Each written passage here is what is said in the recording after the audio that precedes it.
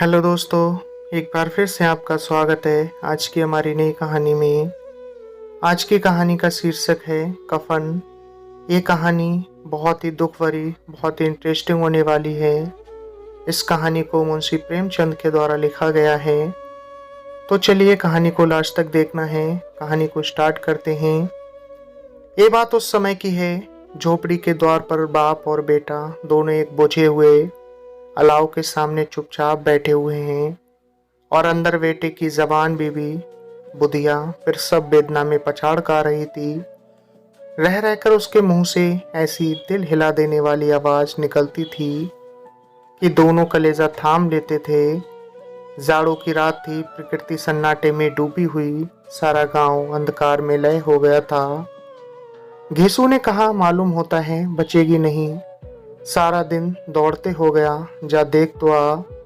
माधव चिढ़कर बोला, मरना ही तो है, जल्दी मर क्यों नहीं जाती? देखकर क्या करूं? तू बड़ा बेदर्द है वे, साल भर जिसके साथ सुख चैन से रहा, उसी के साथ इतनी बेवफाई। तो तुझसे तो उसका तड़पना और हाथ पांव पटकना नहीं देखा जाता। चमारों का कुनबा था और सारे गांव में बदनाम। घेसू एक दिन काम करता तो 3 दिन आराम करता।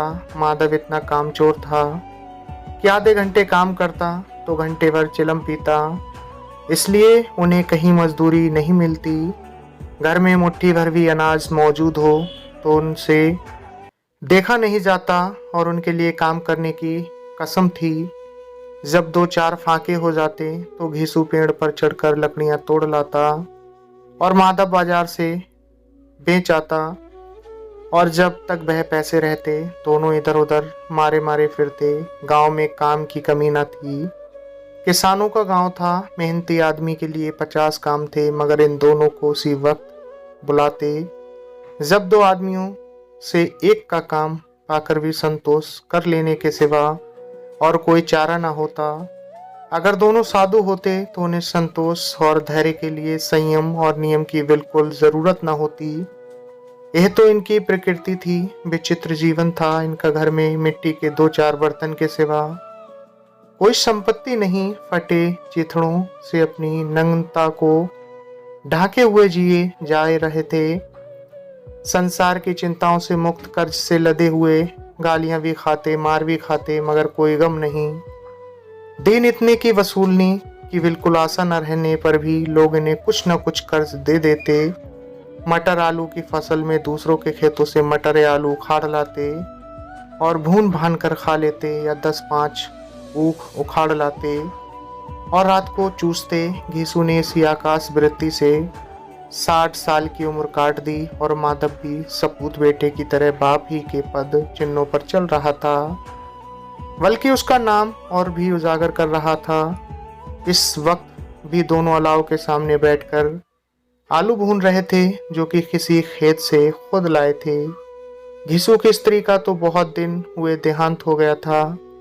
माधव का ब्याह पिछले साल हुआ था। जब से ये औरत आई थी उसने इस खानदान में व्यवस्था की नींव डाली थी और इन दोनों बेगैरतों का दोजख भरती रहती थी। जब से वह आई ये दोनों और भी आराम लब हो गए, बल्कि कुछ अकड़ने भी लगे थे।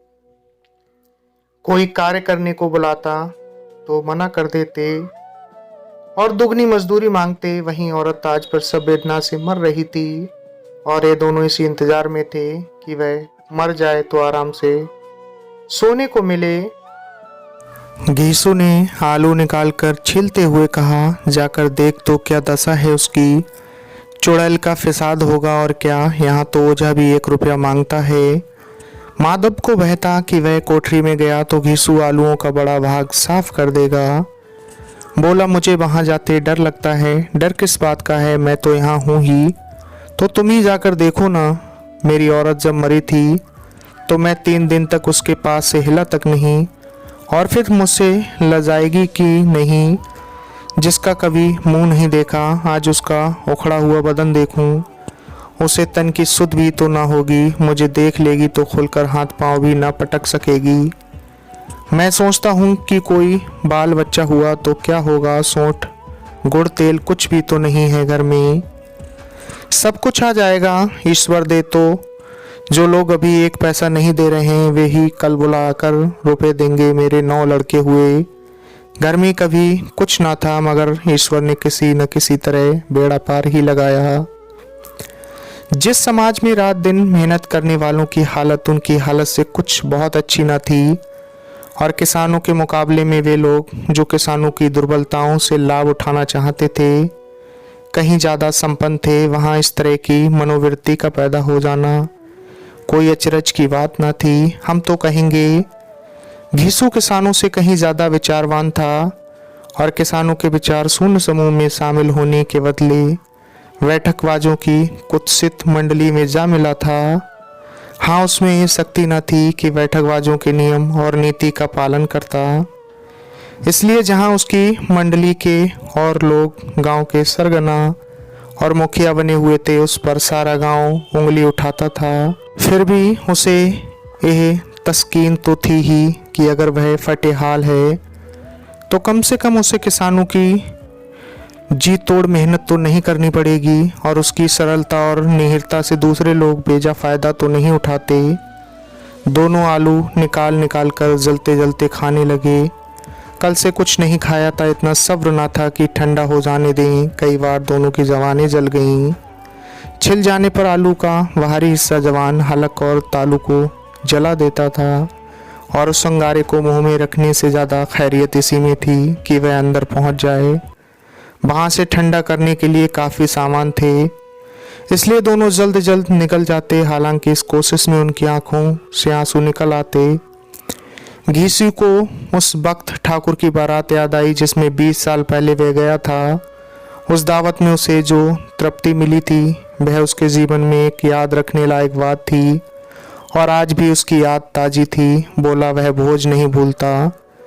जब से फिर उस तरह का खाना और भरपेट नहीं मिला। लड़की वालों ने सबको भरपेट पूड़ियाँ खिलाई थीं, सबको छोटे बड़े सबने पूड़ियाँ खाईं। असली घी की चटनी, रायता, 3 तरह के सूखे साग, एक रसेदार तरकारी, दही, चटनी, मिठाई। अब क्या बताऊं कि उस भोज में क्या स्वाद मिला। कोई रोक टोक नहीं थी, जो चीज़ चाहो मांगो, जितना चाहो खाओ। लोगों ने ऐसा खाया कि किसी से पानी न पिया गया, मगर परोसने वाले हैं कि पत्तल में गर्म गर्म गोल गोल सुबासित कचौड़ियाँ डाल देते हैं। मना करते हैं कि नहीं चाहिए, पत्तल पर हाथ रोके हुए हैं, मगर वह हैं कि दिए जाते हैं। और जब सबने मुंह धो लिया तो पान इलायची भी मिली, मगर मुझे पान लेने की कहाँ सुध थी। खड़ा हुआ न जाता था, चटपट जाकर अपने कंबल पर लेट गया। ऐसा दिल दरियाव था वह ठाकुर। माधव ने इन पदार्थों का मन ही मन मजा लेते हुए कहा, अब हमें कोई ऐसा बोझ नहीं खिलाता। अब कोई क्या खिलाएगा, वह जमाना दूसरा था। अब तो सबको किफ़ायत सूझती है।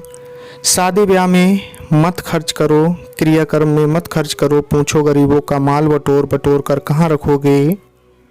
बटोरने में तो कमी नहीं है, हाँ खर्च में किफ़ायती सूझती है। तुमने एक 20 पूरियाँ खाई होंगी, 20 से ज़्यादा खाई थी। मैं 50 खा जाता, 50 से कम मैंने ना खाई होंगी। अच्छा पका था, तू तो मेरा आधा भी नहीं है। आलू खाकर दोनों ने पानी पिया और वहीं अलाव के सामने अपनी धोतियाँ ओढ़कर पाँव पेट में डाले सो रहे, जैसे 2 बड़े बड़े अजगर गेंडुलिया मारे पड़े हों। और बुधिया अभी तक कराह रही थी। सवेरे माधव ने कोठरी में जाकर देखा तो उसकी स्त्री ठंडी हो गई थी। उसके मुंह पर मक्खियां भिनक रही थी, पथराई हुई आंखें ऊपर टंगी हुई सी, सारी देह धूल से लथपथ हो रही थी। उसके पेट में बच्चा मर गया था। माधव भागा हुआ घीसू के पास आया। फिर दोनों जोर जोर से हाय हाय करने और छाती पीटने लगे।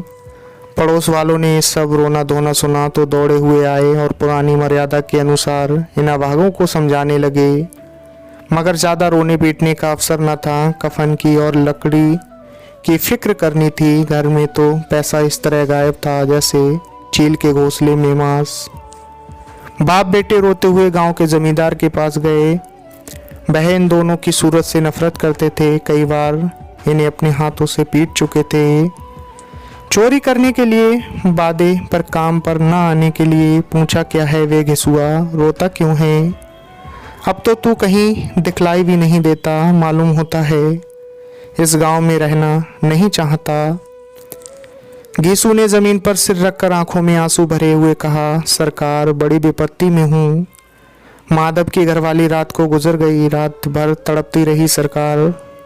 हम दोनों उसके सिरहाने बैठे रहे, दवा दारू जो कुछ हो सका सब कुछ किया। वह हमें दगा दे गई, अब कोई एक रोटी देने वाला भी न रहा। मालिक तबाह हो गए, घर उजड़ गया, आपका गुलाम हूँ। अब आपके सिवा कौन उसकी मिट्टी पर लगाएगा? हमारे हाथ में तो जो कुछ था वह सब तो दवा दारू में उठ गया। सरकार ही क्या दया होगी तो उसकी मिट्टी उठेगी, आपके सिवा किसके द्वार पर जाऊं? जमींदार साहब दयालु थे, मगर घीसू पर दया करना काले कंबल पर रंग चढ़ाना था। जी में तो आया, कह दूं चल दूर हो यहाँ से, यूं तो बुलाने से भी नहीं आता। आज जब गरज पड़ी तो आकर खुशामद कर रहा है, हरामखोर कहीं का बदमाश। लेकिन एक क्रोध या दंड देने का अवसर न था। जी में कुड़ते हुए 2 रुपए निकाल कर फेंक दिए, मगर सांत्वना का एक शब्द भी मुंह से ना निकला। उसकी तरफ ताका तक नहीं, जैसे सिर का बोझ उतारा हो। जब जमींदार साहब ने 2 रुपए दिए तो गांव के बनिए महाजनों को इनकार का साहब कैसे होता। घीसू जमींदार के नाम का ढिंढोरा भी पीटना जानता था। किसी ने 2 आने दिए, किसी ने 4 आने। 1 घंटे में घीसू के पास 5 रुपए की अच्छी रकम जमा हो गई। कहीं से अनाज मिल गया, कहीं से लकड़ी, और दोपहर को घीसू और माधव बाजार से कफन लाने चले गए। इधर लोग बांस काटने लगे। गांव की नर्म दिल स्त्रियां आकर लाश देखती थीं और उसकी बेकसी पर 2 बूंद आंसू गिराकर चली जाती थीं। बाजार में पहुंचकर घीसू बोला, लकड़ी तो उसे जलाने भर को मिल गई है, क्यों माधव? माधव बोला, हाँ लकड़ी तो बहुत है, अब कफन चाहिए तो चलो कोई हल्का सा कफन ले लें। हाँ और क्या, लाश उठते उठते रात हो जाएगी। रात को कफन कौन देखता है? कैसा बुरा रिवाज है कि जिसे जीते जी तन ढांकने को चीथड़ा भी ना मिले, उसे मरने पर नया कफन चाहिए। कफन लाश के साथ जल ही तो जाता है, और क्या रखा रहता है। यही 5 रुपए पहले मिलते तो कुछ दवा दारू कर लेते। दोनों एक दूसरे के मन की बात ताड़ रहे थे। बाजार में इधर उधर घूमते रहे। कभी इस बजाज की दुकान पर गए, कभी उसकी दुकान पर। तरह तरह के कपड़े रेशमी और सूती देखे, मगर कुछ जचा नहीं। यहाँ तक कि शाम हो गई, तब दोनों न जाने किस दैवी प्रेरणा से एक मधुशाला के सामने जा पहुँचे और जैसे किसी पूर्व निश्चय व्यवस्था से अंदर चले गए। वहाँ जरा देर तक दोनों असमंजस में खड़े रहे। फिर घीसू ने गद्दी के सामने जाकर कहा, साहू जी 1 बोतल हमें भी देना। उसके बाद कुछ चिखौना आया, तली हुई मछली आई और दोनों बरामदे में बैठकर शांतिपूर्वक पीने लगे। कुछ जियां ताबड़तोड़ पीने के बाद दोनों सरूर में आ गए। घीसू बोला, कफन लगाने से क्या मिलता है, आखिर जल ही तो जाता, कुछ बहू के साथ तो न जाता। माधव आसमान की तरफ देखकर बोला, मानो देवताओं को अपनी निष्पापता का साक्षी बना रहा हो। दुनिया दस्तूर है, नहीं लोग भावनाओं को हजारों रुपए क्यों दे देते हैं, कौन देखता है परलोक में मिलता है या नहीं। बड़े आदमियों के पास धन है, फूंके, हमारे पास फूंकने को क्या है। लेकिन लोगों को जवाब क्या दोगे? लोग पूछेंगे नहीं कफन कहाँ है। घीसू हंसा, अब वे कह देंगे कि रुपए कमर से खिसक गए, बहुत ढूंढा मिले नहीं। लोगों को विश्वास ना आएगा, लेकिन फिर वही रुपए देंगे। माधव भी हंसा, इस अनपेक्षित सौभाग्य पर बोला, बड़ी अच्छी थी बेचारी, मरी तो खूब खिला पिला कर। आधी बोतल से ज़्यादा उड़ गई। घीसू ने 2 सेर पूड़ियाँ मंगाई, चटनी, अचार, कलेजियाँ। शराब खाने के सामने ही दुकान थी। माधव लपक कर 2 पत्तलों में सारे सामान ले आया। पूरा 1.5 रुपया खर्च हो गया, सिर्फ थोड़े से पैसे बच रहे। दोनों इस वक्त इस स्थान में बैठे पूड़ियाँ खा रहे थे जैसे जंगल में कोई शेर अपना शिकार उड़ा रहा हो। ना जवाबदेही का खौफ था, न बदनामी की फिक्र। इन सब भावनाओं को उन्होंने बहुत पहले ही जीत लिया था। घीसू दार्शनिक भाव से बोला, हमारी आत्मा प्रसन्न हो रही है तो क्या उसे पुण्य ना होगा? माधव ने श्रद्धा से सिर झुकाकर तस्दीक की, जरूर से ज़रूर होगा वह ईश्वर, तुम अंतर्यामी हो। उसे वैकुंठ ले जाना हम दोनों हृदय से आशीर्वाद दे रहे हैं। आज जो भोजन मिला वह कभी उम्र भर न मिला था। एक क्षण के बाद माधव के मन में एक शंका जागी। बोला, क्यों दादा, हम लोग भी एक न एक दिन वहां जाएंगे ही। घिसू ने इस भोले भाले सवाल का वो कुछ उत्तर न दिया। वह परलोक की बातें सोचकर इस आनंद में बाधा न डालना चाहता था। जो वहां हम लोगों से पूछे कि तुमने हमें कफन क्यों नहीं दिया तो क्या कहोगे? कहेंगे तुम्हारा सिर। पूछेगी तो जरूर, तू कैसे जानता है कि उसे कफन न मिलेगा? तू मुझे ऐसा गधा समझता है? 60 साल क्या दुनिया में घास खोदता रहा हूँ, उसको कफन मिलेगा और बहुत अच्छा मिलेगा।